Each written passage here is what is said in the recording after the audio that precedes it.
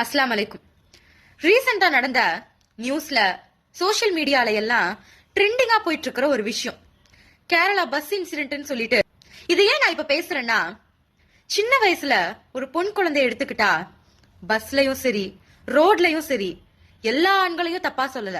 ஆனால் ஒரு சில குறிப்பிட்ட ஆண்களால அபியூஸ்மெண்ட் ஹராஸ்மெண்ட்னு எல்லாத்தையும் கடந்துதான் அந்த பொண்ணு வந்தாகணும் அப்படிங்கிற ஒரு சொசைட்டில வாழ்ந்துகிட்டு இருக்காங்க. ஒரு 5 வருஷத்துக்கு முன்னாடி எல்லாம் எடுத்துக்கிட்டா சோசியல் மீடியாவோ இன்ஸ்டாகிராமோ ஃபேஸ்புக்கோ ரொம்ப ஃபேமஸா ஒன்னும் இல்ல. அந்த நேரத்துல ஒருத்தன் நம்மள தப்பா டச் பண்றான்னு தெரிஞ்சிச்சுன்னா அந்த பொண்ணு அந்த குழந்தை என்ன பண்ணுவானா, கத்திருவா. முதல் விஷயம், என்ன நடக்குது சுத்தி, எதனால நம்மள இப்படி பண்றாங்க, என்ன பண்றாங்க அப்படின்னு ரியலைஸ் பண்றதுக்கே கொஞ்சம் டைம் எடுக்கும். அப்படியே ரியலைஸ் பண்ணாலும் கத்திரும் அந்த குழந்தை. அப்படி இல்லைன்னா அம்மா கிட்ட சொல்லும், மா இந்த அங்கிள் என்ன தப்பா டச் பண்றாரு, அல்லது அழுதுரும். ஆனா ஒரு அடல்ட் ஆயிட்டாங்க அப்படின்னா அதுல ஒன்னும் அவ்வளோ மெச்சூரிட்டி ஒண்ணு வந்துடாது.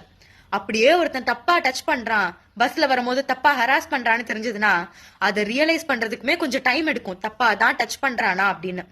அதுக்கப்புறம் ஒண்ணு பக்கத்துல உள்ளவங்கள்ட்ட சொல்லுவாங்க, அப்படி இல்லைன்னா கத்திடுவாங்க, கண்டக்டரை கூப்பிடுவாங்க, கம்ப்ளைண்ட் பண்ணுவாங்க.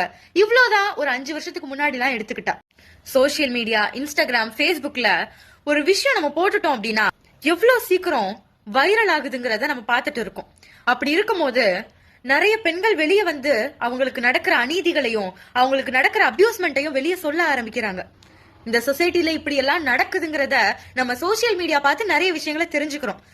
ஒரு விஷயம் ஒரு பையன் எடுத்து போடுறான், இந்த மாதிரி என்னை ஒரு பொண்ணு வந்துட்டு டெலிவரி பண்ண போற இடத்துல என்னை இந்த மாதிரி பண்ணிருச்சு, இந்த மாதிரி என்னை திட்டி அனுப்பிருச்சு, காசு கொடுக்காம அனுப்பிருச்சு அப்படின்னு சொல்லும் போது அந்த பையனுக்கு எல்லா ஆதரவும் கிடைக்கும்.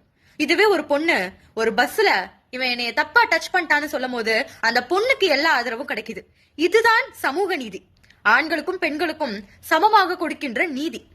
ஆனா இப்ப பார்த்த ஒரு வீடியோ, இப்ப ரீசன்ட் டைம்ல நான் பார்த்த ஒரு வீடியோ என்னை உண்மையாவே ரொம்ப கண் கலங்க வச்சது. சிம்ஜிதா அப்படிங்கிற ஒரு பொண்ணு கேரளா பஸ்ல கேமரா ஆன் பண்ணிட்டு டிஃப்ரெண்ட் ஆங்கிள் சிரிச்சுட்டே, பக்கத்துல தீபக்னு ஒருத்தர் நிக்கிறாரு. ஃபெமினிசம் பேசுறவங்களாவே இருந்தாலும் அந்த வீடியோவை பார்க்கும்போது ஒரு நிமிஷம் யோசிக்க தோணும். அவரா வந்து இடிச்ச மாதிரி எனக்கு தெரியல. இந்த பொண்ணா போயிட்டு வைரல் ஆகணும்னு பண்ணிச்சா, இல்ல இப்போ இந்த கண்டென்ட் தான் ரொம்ப ஃபேமஸா போயிட்டு இருக்கு, இத போட்டா நம்ம வைரல் ஆயிருவோம் அப்படி நினைச்சு பண்ணிச்சா எனக்கு நிஜமா தெரியல. ஃபெமினிசம் பேசுறவங்களாவே இருந்தாலும் ஒரு நிமிஷம் யோசிக்க வைக்கிற ஒரு வீடியோவா தான் அது இருந்தது. இந்த வீடியோக்கு அப்புறம் அவர் வீட்டுக்கு போறாரு. அவர் பொண்ணு, ஒய்ஃப், அம்மானு எல்லாரும் அவரை ஏதோ விரோதி மாதிரி பார்த்து வார்த்தையாலேயே கொல்ல ஆரம்பிக்கிறாங்க. அவரு அவ்வளவு அவமானங்களையும் வார்த்தைகளையும் தாங்க முடியாம இந்த உலகத்துல இனியும் வாழணுமான்னு சொல்லிட்டு போய் தற்கொலை பண்ணிக்கிறாரு. இந்த பொண்ணை தேடி போலீஸ் போகும்போது அந்த பொண்ணு கேரளாலேயே இல்ல அப்படிங்கிற ஒரு நியூஸ் வருது. சோசியல் மீடியால பாக்குற எல்லா விஷயங்களும் உண்மை கிடையாது அப்படிங்கறத விவரிக்கிற அளவுக்கு, உணர்த்துற அளவுக்கு இந்த செய்தி தொகுப்பு நமக்கு காட்டுது.